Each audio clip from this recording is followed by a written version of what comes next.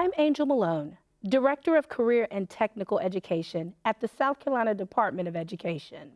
I'm happy to serve as your guest host for this episode of Carolina Classrooms. Today's topic is about college and career readiness, more specifically, workforce development, including high-demand job opportunities that are available within the state. At one point in time, every student is asked, "What do you want to be when you grow up?" Once upon a time, responses to this question seemed limited. Doctor, teacher, nurse, barber, or beautician, maybe an accountant, or a job at one of the local plants. Now, students are made aware that the opportunities are endless. We are certainly a state that has its roots in manufacturing, but the jobs our parents and grandparents held have transformed into new career paths that look completely different than they did 20 or even 10 years ago. There are a plethora of careers to choose from, and we want to be sure that each and every student in South Carolina has access to resources to make the career decision right for them. Once students choose a career, there's another major decision to make. How do I make this happen? And does this journey or path lead to attending a 4-year college or 2 years of training after high school? In this episode, we inform parents of the ways schools and state agencies in South Carolina work together to create opportunities for students whose career path leads them to obtain a credential within 2 to 3 years out of high school. In some cases, there are opportunities that take even less time than this. Not only will we take a look at opportunities available for students straight out of high school, but we will also take a look at options available for persons who may have taken a non-traditional path to employment or career advancement. We have an all-star panel of guests today, many of whom are leading the state's efforts to develop and retain a skilled workforce. We'll take a look at workforce development in 3 segments, looking first at where the jobs are, then at the pathways to success, and finally, at successful models for collaboration among community partners, education, and business and industry. We also had an opportunity to speak with a group of 8th graders about their career interests. You will hear their voices in some of the questions that we asked the panel today. You will also get to see some of their conversations and thoughts about college and career readiness throughout the show. Let's start the conversation by taking a look at where the jobs are. Joining us in this segment are Shauna Davis, who works with strategic partnerships at the South Carolina Department of Employment Workforce, Elizabeth Kovacs, Deputy Director of Workforce Development at the South Carolina Department of Commerce, Susie Shannon, President and CEO of the South Carolina Council for Competitiveness, and Dr. Peggy Torrey, Director of Education, also at the South Carolina Council for Competitiveness. Let's start questions, ladies. Our first question is, what are the current high-demand jobs in South Carolina? So currently across the state, one of the things that the state did is a supply gap analysis that showed us where our demand is, and it is construction, it is manufacturing, it is business and IT, healthcare, wholesale trade, and logistics are where most of our in-demand jobs lie right now. And if you could add context to that, what are the salaries associated with those jobs? Well, the average wage in South Carolina is about $43,000, and with regard to healthcare, construction, and manufacturing, each pay above the state average, with manufacturing leading the way at almost $60,000 per year. Wow, that's incredible. $60,000 for a manufacturing job. Oh, amazing. I can top that, Angel. Yes, absolutely. Go for it, Susan. So some of the industries that we work very closely with at the council are aerospace companies, all the way from Boeing as an original equipment manufacturer, all the way to the smallest supplier. We also work closely with logistics company, all modes, railroads, maritime, and air freight. And also we're in the process now in collaboration with the South Carolina Department of Commerce and others into defining and organizing a technology and cybersecurity cluster.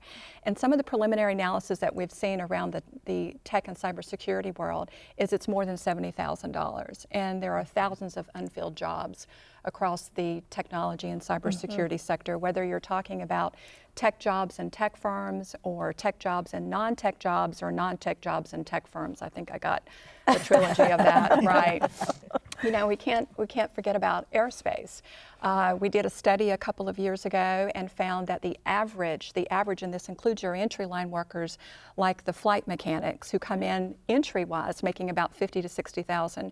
The state average there is about $78,000, and so that's a nice little package for South Carolina. And then logistics is usually averaged around somewhere over $50,000, but more than $75,000 when you're talking about those logistics workers that are embedded in some of our industries, like BMW or like Boeing.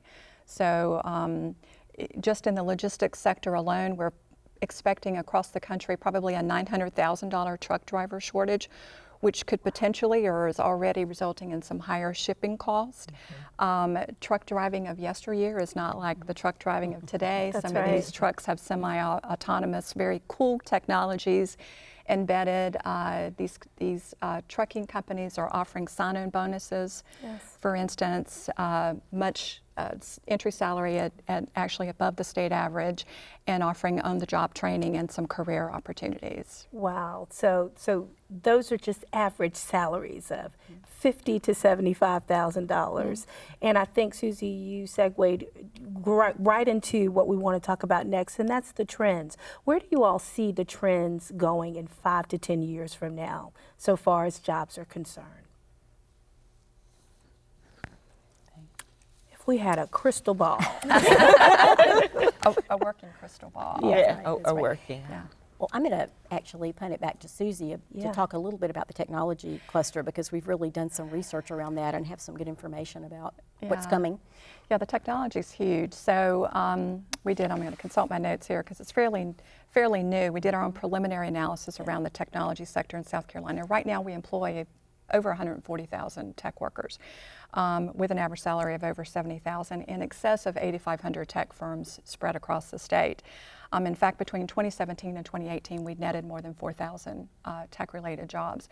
But what's interesting is some of the national predictions are that by 2022, 60% of businesses will be affected by artificial intelligence in some way, with about 40% of jobs by 2030 significantly impacted. Now, I don't necessarily ascribe to the dire predictions that the robots are going to come in and take all of our jobs, although Walmart is actually deploying robots to do some of the janitorial type of services.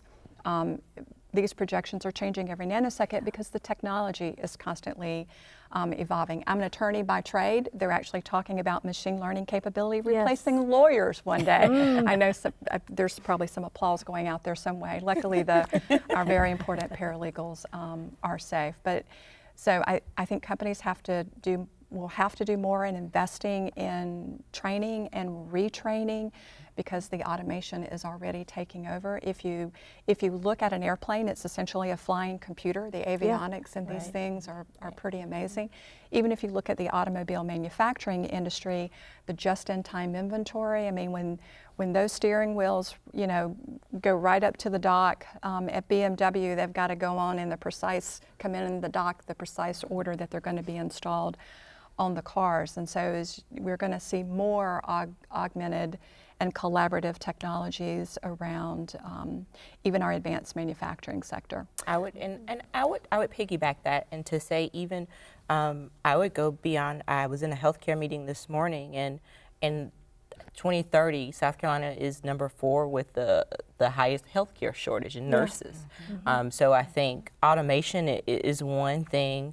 But then there is this huge generation that's about to retire, and who's going to take care of them, and what does that look like for the emerging workforce, and how do we train them? So I think the trends will continue to change with technology and innovation across the board and beyond manufacturing and in healthcare and logistics and all of those areas. I think we'll continue to see the trends change and it shift into a more evolving technological workforce. Wow, thank you. And that is definitely true when we talk about artificial intelligence. And Elizabeth, I want to ask you about manufacturing. We know that one of the biggest areas of demands in the state is manufacturing.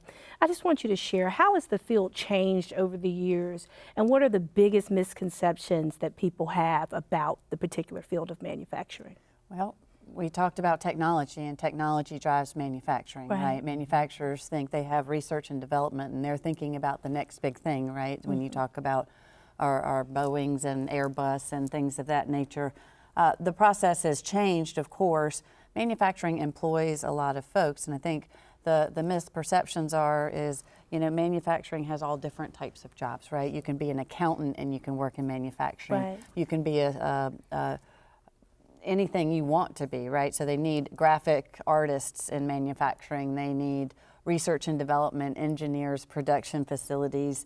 Manufacturers make a significant impact with regard to financial investment, right? So I think to give students and teachers and parents an idea is when a manufacturing plant announces that they're going to locate or expand in South Carolina, the costs associated with that are just exponential compared to, so let's just say Amazon, for example. When Amazon announced in South Carolina, it was like a $25 million investment with 500 jobs.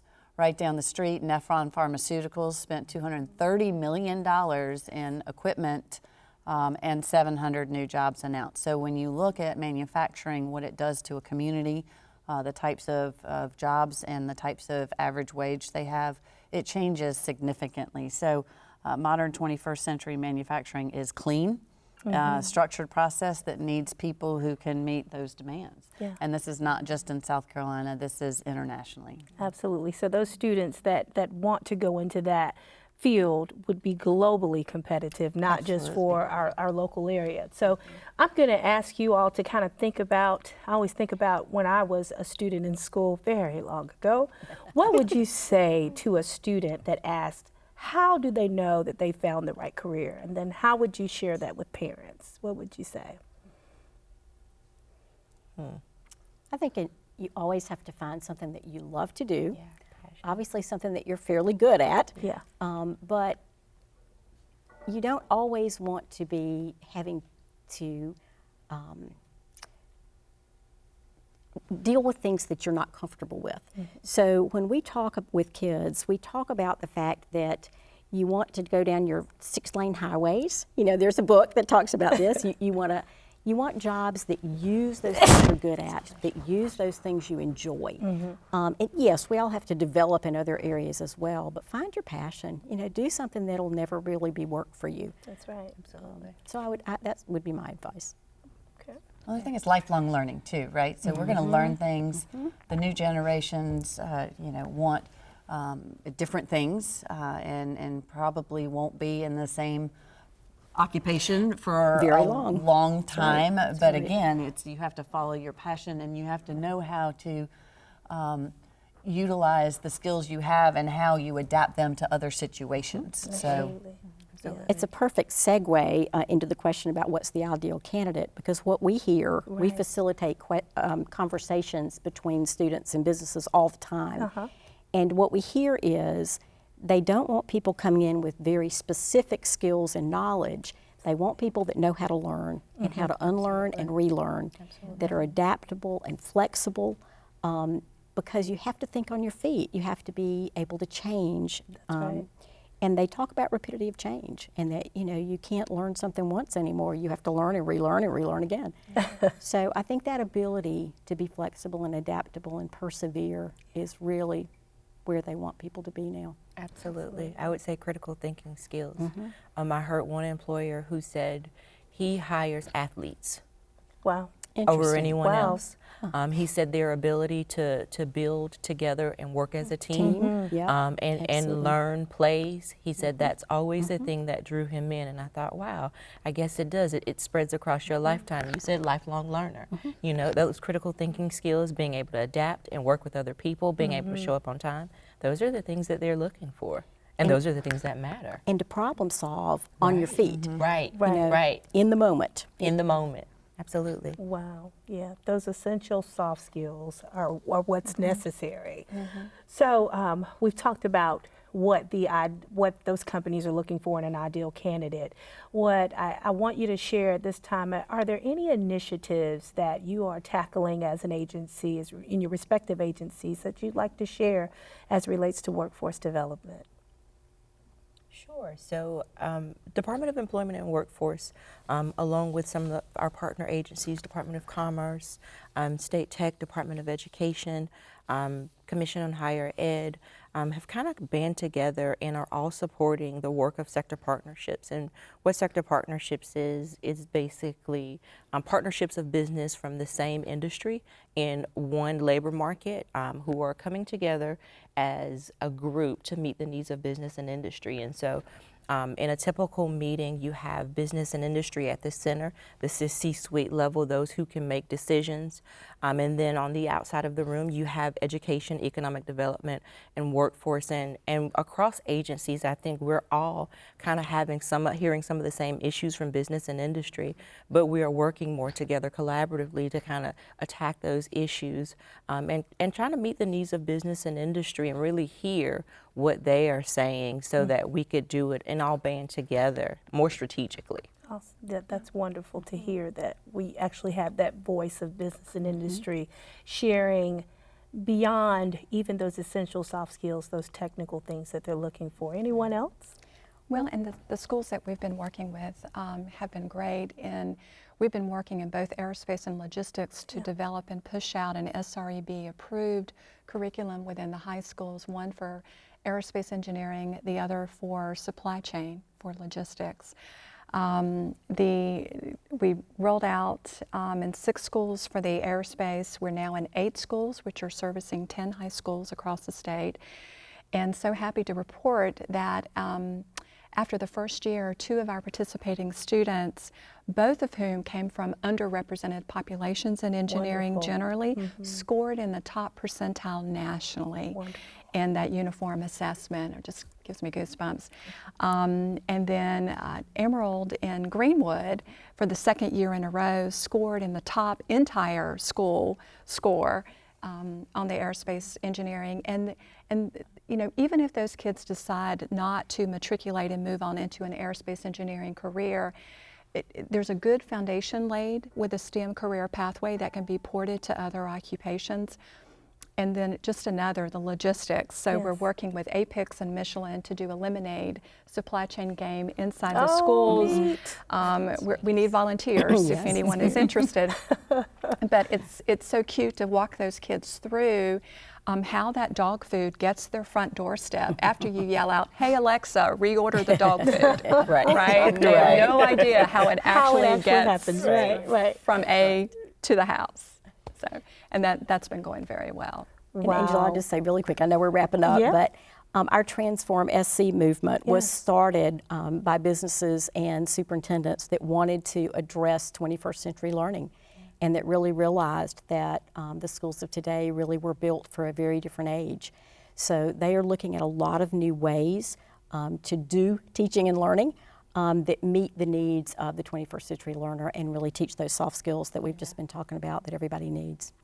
Well, I want to thank you all for being here today as we've gone over the gamut of workforce development in many different pathways while we balance what we have going on now with the emerging careers that are coming. Thank you for what you're doing and the initiatives that you're carrying on to ensure that every student, every child has the opportunity to be successful in college careers and citizenship for the state of South Carolina. Thank you. Thank you, Angel. for having me. My name is Richard Tolliver. I am the Career Development Facilitator.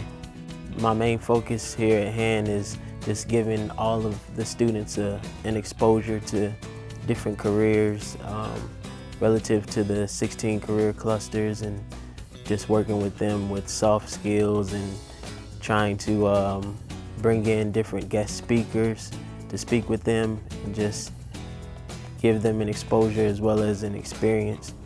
I have really enjoyed my time in this position, and I'm continuously learning. I myself didn't know what I wanted to do as far as a career, so I feel like this was the perfect opportunity for me to help somebody else at a young age so they don't have to waste a lot of time not really knowing what they wanted to do and wasting a lot of money as well if you go to school for the wrong degrees. I'm preparing to bring in some guest speakers to work with them as far as those soft skills areas. They will get an experience from different guest speakers that will come in, and they'll be in the classroom and they'll talk to the students about what they do and what it took for them to get where they're at. We had a news reporter come in, we had an artist. I actually sent out a letter to all of the 8th grade students' parents to try and promote parent involvement. So this was to just inform them of the different just opportunities and things that are going on here at the school. So I told them about the career day, and I asked them if they would like to be a part of it and come and be a guest speaker. So hopefully that could spark communication between the kids and the parents at home, and just them talking about different careers they'd be interested in. A lot of the students are interested in making the big money, but to be honest, a lot of them don't know exactly how much the careers make, like certain careers make. So that's also my job to kind of give them an idea of, if they're going to go a specific route, how much money they'll be earning once they get their certifications or degrees. I mean, we have a lot of very wise students here at hand, and they're definitely able to figure things out and work through conflicts and resolve things.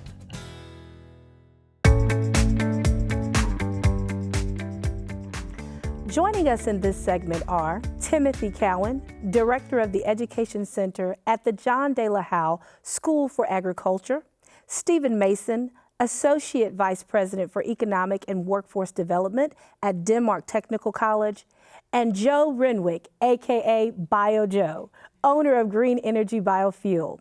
Thank you, gentlemen, for sharing your voice in this important conversation.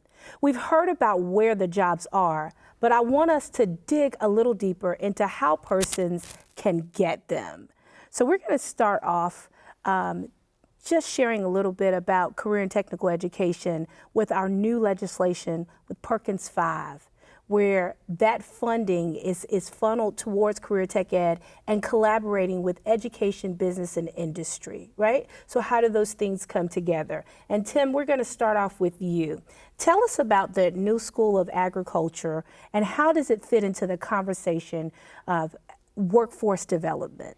Okay, the John De La Howe School, you use the word new, but it's actually the oldest public school in South Carolina that's still in existence, going back to 1797. However, the mission that we're doing now is new, it's brand new. So we're rebranding the school. It's just a little bit about us, a 1,310-acre campus in rural McCormick County. It all joins Lake Thurmond. It's a beautiful campus. It's reminiscent of a 1930s Clemson campus. So what we're doing now is recreating that school to teach the state's top students who are interested in agriculture, forestry, life sciences, and natural resources. And so by doing that, we're heavily recruiting this year. In the meantime, we're remodeling our dormitories for our students. We want to be ready for 80 students in August of 2020, grades 10 and 11. So the course offerings that we'll have in our curriculum, we're going to have 3 major pathways. And one pathway will be plant and animal science. And under that pathway, you will have classes such as livestock production, poultry production, equine science, soil science, agribusiness. And then our second pathway would be horticulture, and that's one of our state's largest industries under agriculture. And within horticulture will be landscape management, landscape design, greenhouse management, and turf grass management. And within that pathway, those students will also be offered pesticides, recertification courses, etc. Our third major pathway will be, we call it ENR for short, but environmental and natural resources. And with our campus boasting 950 so acres of timber, we really want to focus heavily on forestry, and also being on the lake, we want to offer aquaculture classes. soil science again under that pathway. And those students within that pathway will learn a lot of hands-on trades that they might not get at their local high school. We know, being a former ag teacher at Crescent High School in Ava, South Carolina, we had a great ag ed program, but the school that we're at now just offers the natural resources and the land that I could have never had at that high school. Right. So we want those students to come out with a couple different options. When they come to our school, option one would be just a general high school diploma, hopefully at a governor's school. It's in the enabling legislation to be renamed the governor's school in January of 2020. But when those students come out, option one would be just a general high school diploma with a certification of their choosing. And that certification can range anywhere from ag mechanics, again, the natural resources, plant and animal science, a plethora of certifications. And that student we want to be ready to go to work. If that student does not choose to attend a college, we want that student to be ready to go to work in one of those industries. The second option would be for a student to, we're in the Piedmont Tech region, and so we're working with Piedmont Tech for dual enrollment courses, especially in general education. And we've had recent conversations with them about the ag ed curriculum, and those conversations are being had before August 2020. And then the third pathway, or the third option for that student would be to prepare them for one of the state's land grant institutions, either Clemson University or South Carolina State. And we've had plenty of conversations with both universities. We want to be able to funnel our students directly to their College of Agriculture. Okay, all right. Well, definitely thank you for sharing that information. I had the opportunity to come and visit, and I tell you, the on-the-job training that is available for those students is amazing. And the ability to accelerate their knowledge after leaving high school and moving on to whatever path they choose is wonderful. I think the key word that you said was options. So that's great that you have those options there. So I'm going to ask you, what types of career options are available after a student leaves your school if they're interested in agriculture? I'll break it down again by pathways. So the plant and animal pathway, a lot of South Carolina agriculture is becoming more vertically integrated. And you can look at the poultry industry, for example. The poultry industry in South Carolina is our state's #1 dollar producer in ag. And by the way, the South Carolina agriculture produces around $45 billion in our state, provides around 68 to 70,000 jobs across South Carolina. So within that plant and animal pathway, there are so many jobs, and I mean ranging, I heard earlier from truck drivers. Those folks are needing people who will show up to work on time. And I think that with a strong work ethic, and I think that our school will be able to prepare those students who, as soon as they graduate, are ready to go to work like that. Within the horticulture industry, again, South Carolina, one of our second largest revenue producers, tourism, and along with tourism is golf courses. Well, where our school is, the John Dillhouse School, we're surrounded by golf courses at Hickory Knob State Park and several other over near Savannah Lakes Village. So work-based opportunities for our students within the golf course industry, that's super exciting. I think we can place, if our students are interested in that, I think we can place every one of ours at one of the local golf courses there. And then the Forestry Natural Resources pathway, we just met with the Forestry Commission and the Forestry Association last week on our campus, and they're in dire need again. I heard the word truck drivers earlier. They're looking for truck drivers, logging equipment operators. And the really cool thing about our property, again, those students are not going to learn how to drive a bulldozer on a computer. They're going to actually learn how to drive a bulldozer. Wonderful. We have those options for our students, and it's our student, again, if they choose, when they graduate, will be able to go to one of those industries of their choosing and go right to work. Thank you for that. That's amazing to have those options. So Stephen, I'm going to ask you, as the VP of Denmark Technical College, you belong to our state system of 16 technical colleges. Unique to that system is the fact that those students actually have residential housing on campus in a rural area. What types of opportunities does your college offer to support workforce in the rural area? Well, we have several programs. We have from cybersecurity, barbering, cosmetology, my favorite, electromechanical engineering, megatronics, culinary arts, AOT, the list goes on and on. I think one of the benefits of being able to come to Denmark Technical College is the dorms. We can provide that for you, but we also have partnerships with our local industry, where we do internships, we do co-ops, we do apprenticeship. That's one of our big areas, is the apprenticeship. So that it gives the students an opportunity to get their hands on. It's one thing for me as a professor to say, you need to be class on time, but it's another thing for them to understand when the industry says you need to be to work on time. Right. All I can do is mark you tardy. They can fire you. So you get that direct impact and direct feedback so that they can see what we're teaching in class relates to what you're going to be doing later on in life. Yeah, well, I'm excited to hear about cybersecurity. That's something huge that's on the horizon, if not already emerging here. It's a growing field. How would you describe that to a person who knows nothing about it, and what types of pathways are available? I think everybody hears about hacking. Right. And I reckon we don't think about it a lot of times, but everything that you do from your cell phone, you know how many times you check your bank account to see how much money you got or how much money you don't have? And just like you do that, somebody else is trying to do the same thing. Right. And you think about the cars that's going to drive themselves. It's computerized. Well, guess what? I want to have some fun today. Let's see if we can hack that car and mess it up. Or when you get your keys locked in the car, how you can now just call and get the services to unlock your car, or you get a code where you can unlock your car. Those are the kind of things that we're starting to just become dependent on. Well, there's an industry that also their job is hacking. So if you're interested in computers, I think one thing that I try to get my students to understand is, if you say you want to be, you should love your subject. When people who want to be football players and basketball players, where they're at all times of the day when they're not in class, playing basketball, playing football. Well, if you want to be in cybersecurity, you should be glued to a computer all the time, trying to perfect your professionalism so that you get that experience from all kind of ways. It's not always you don't always get everything from the classroom. Right. There's a lot of stuff outside. Wonderful. Well, Bio Joe, with biofuels and the new rage about alternative fuels, I want to know what types of opportunities are available with your company?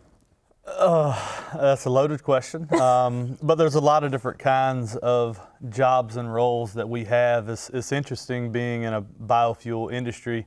A lot of people think that it's outside of their reach, that it's something new and different, and that they wouldn't be able to apply or it wouldn't work. But I mean, we need truck drivers too. I mean, for every gallon that we sell, it has to be put in a truck and delivered to our door.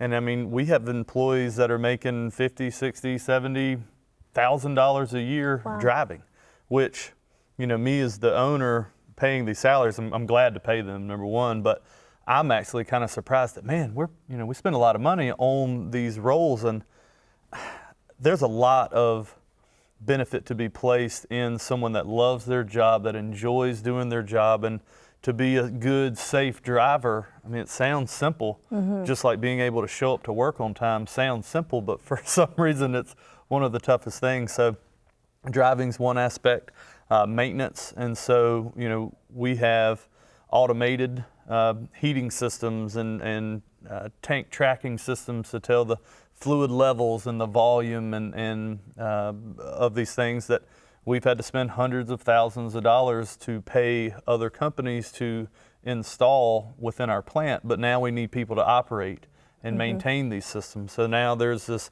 whole nother side of our business that is now finding people to perform maintenance roles and maintenance tasks to repair and fix these things, which doesn't always take the technical ability to know exactly how to build, program, and install it, but how to find the part that's broken, fix, and repair it. And so there's a lot of different types of people that can find a home within the biofuel industry. You know, we used to only hire, you know, chemistry majors or engineers.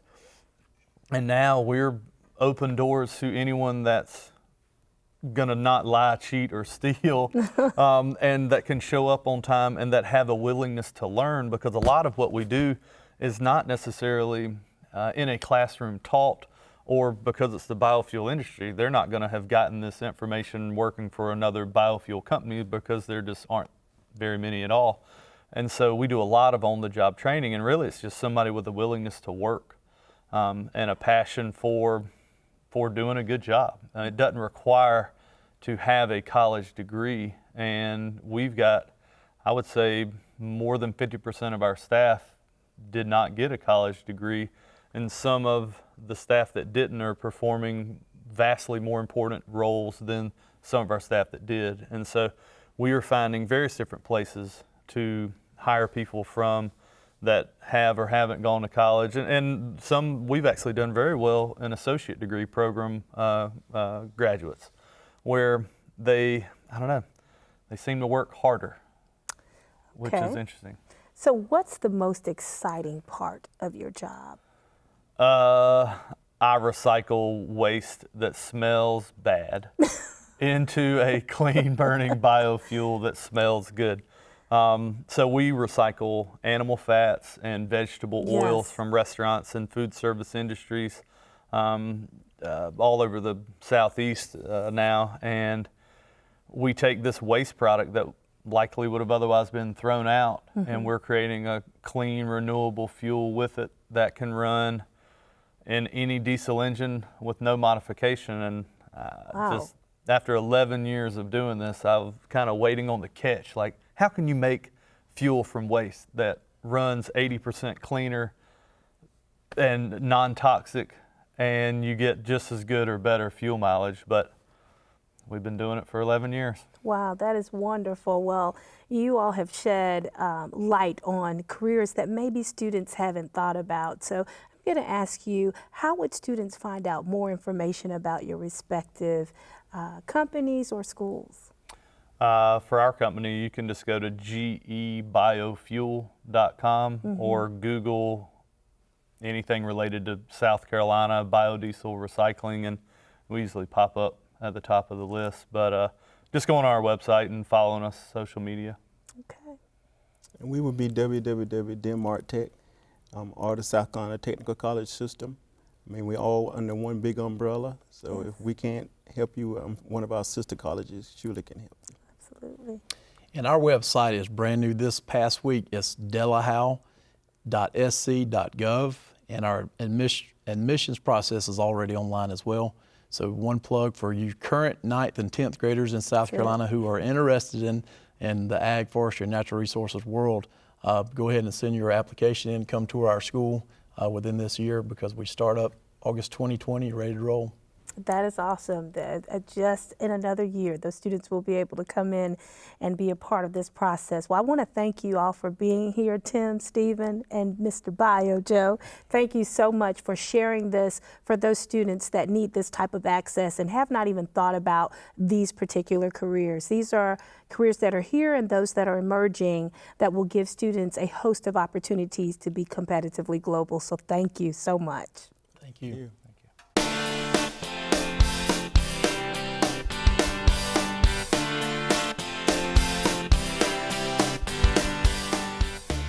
The career that I want, that I'm interested in, is being a cop, and I wanted to help the community from gun violence.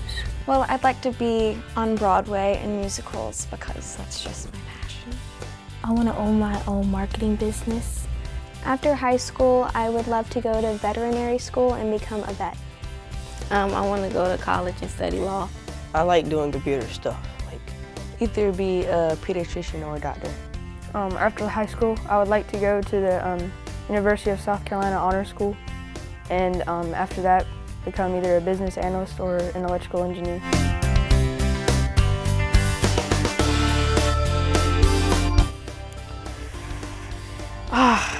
I have no clue.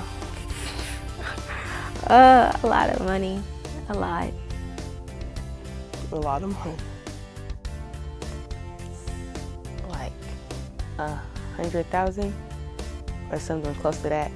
Well, my dream school is Juilliard, but Pace University would also be one that I'd love to go to, but quite expensive. So scholarships would hopefully take care of that with good grades. A very lot of money. I think it'll be a lot, especially with veterinary school, but I'm hoping to get a scholarship because I have pretty good grades up till now.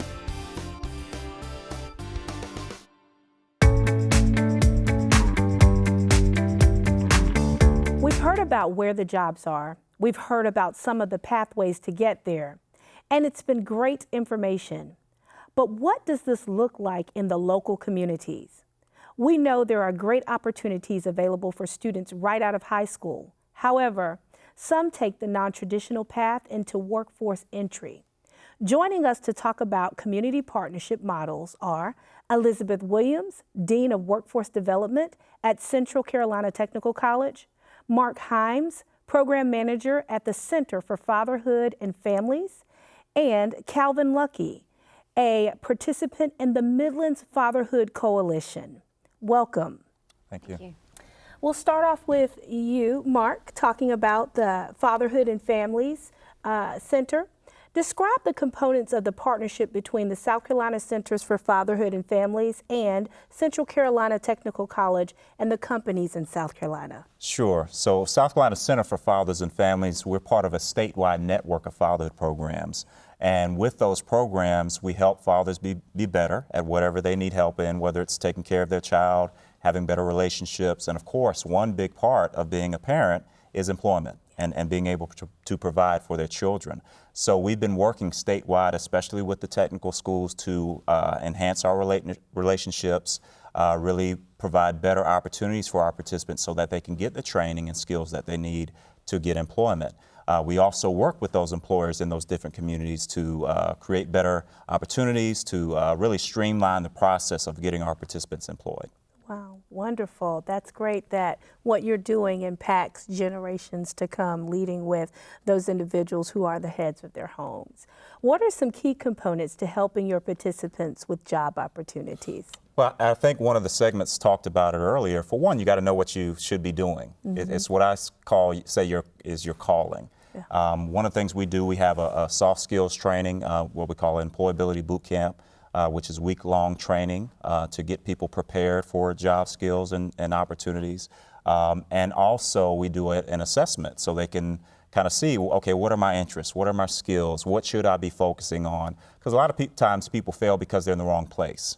And so when you're in the right place, then your skills can show forth and then you can do your best and really shine in those opportunities. So we really work to get the soft skills training, to connect with those employers that are going to be willing to work with our participants who come from all different backgrounds and various experiences, whether it's having something on your record to lack of education. We really work to make sure those opportunities are available to all of our participants because there's so many opportunities. Even employment-wise, there are a lot of things out there. And so we really want to meet the needs of the workforce along with providing our participants with those opportunities. That's wonderful. I'm glad that you said calling. We've heard the word throughout this segment about finding your passion. You said finding your calling, and the Latin word for that is vocare, which is vocational. And there are times that we term the word vocational as something for the other students when we're all trying to find that calling. So I'm going to ask you, what skills do you think employers are looking for in South Carolina? Well, so many of the panelists deal with those employers on a regular basis, but when we have those conversations, they're looking for basic skills. That's, like I said, the soft skills, because you can train people to fix a gadget or do whatever it is, but if you can't get to work on time, if your time management skills aren't good, we've worked with employers that have complaints as simple as not coming to work because it's football on Friday. Wow. Little things. And so they're just looking for people that are faithful, people that'll do what's asked of them, that are lifelong learners, as was spoken before, really attentive and understand how to communicate with their supervisor, with their coworkers. So the soft skills is really the biggest thing that we're seeing. And then there's also a big need for some of these other jobs that are out there. You've got the larger companies that have come here and they're looking for certain skill sets. And so now we have a shortage of people with certain skill sets, and I think that's one of the opportunities we try to take advantage of, is getting our participants connected with technical schools to get the training so that they can meet the needs of the workforce. Absolutely, I agree with you on that.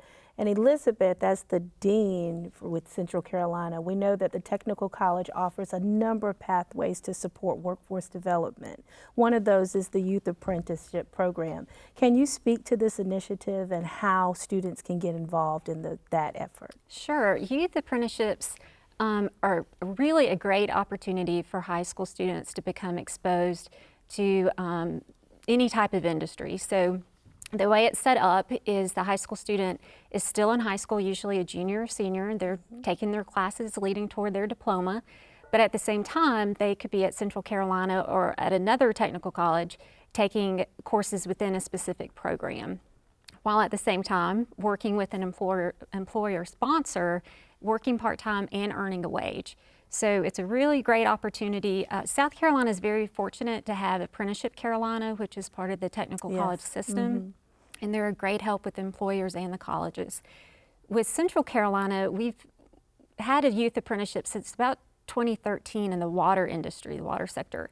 And we locally had a lot of requests from manufacturers to have a pipeline of young people coming into the workforce. So last year we started a pilot program with high school seniors, and we have 2 employer sponsors, BD and SKF.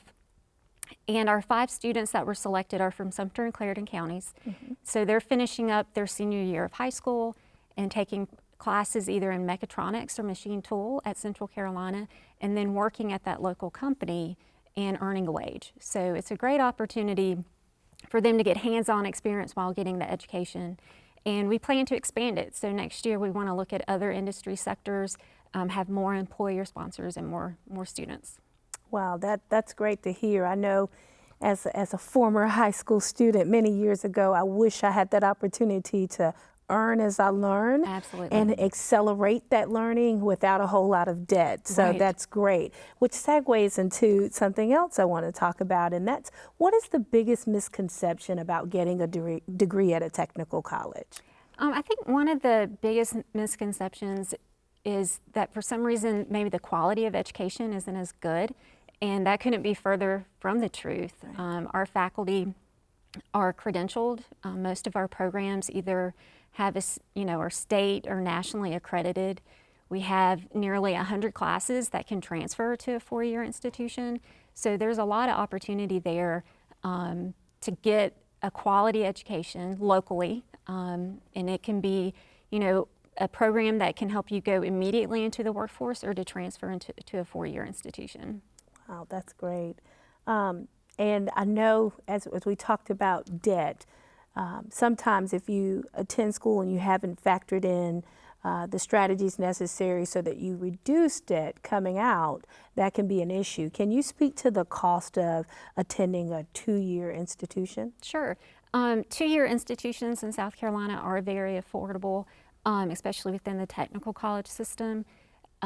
At Central Carolina, about 75% of our students receive some form of need-based financial aid. Nearly all of our students receive lottery tuition assistance, which pays 60 to 65% of the tuition right off the top. It's not income-based. You don't have to pay it back. Wow. So it's a great opportunity. A lot of our students actually leave with no debt, which is remarkable. And we have another program that started in 2015. We call it Central Carolina Scholars, where high school students that are graduating from any high school in our 4-county service area can attend Central Carolina for 2 years tuition free. Wow. Which is significant when you think about some of our students can save up to $30,000 a year by taking their first 2 years at Central Carolina compared to going to a 4-year institution.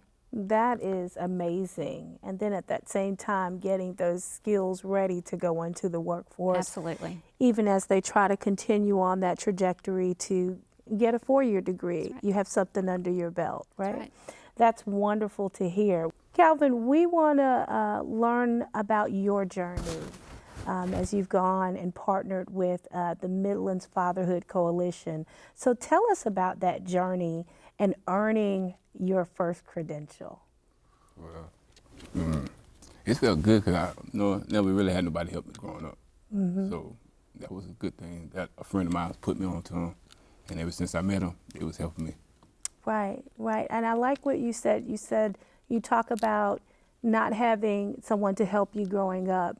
And a lot of times we become what we see, right? Yes, ma'am. And so I'd like to know, I think you've gotten a credential in forklift Yes, ma'am. now, right? So how has that helped you with dreaming up what your possibilities will be for a career? It's telling me I can do anything I set my mind to. It's more out there than just the simple things in life, and I try to do better for my daughters. That's wonderful to hear, because what you do and they see you doing will cause them to want to do as well, so that's great. I'm going to pivot a little bit to Mark. Mark, would you tell us a little bit more about the partnership that Calvin has been a part of with the Midlands Fatherhood Coalition and how that has supported him? Sure. So the Midlands Fatherhood Coalition is one of 6 programs located throughout the state in a variety of counties throughout the state.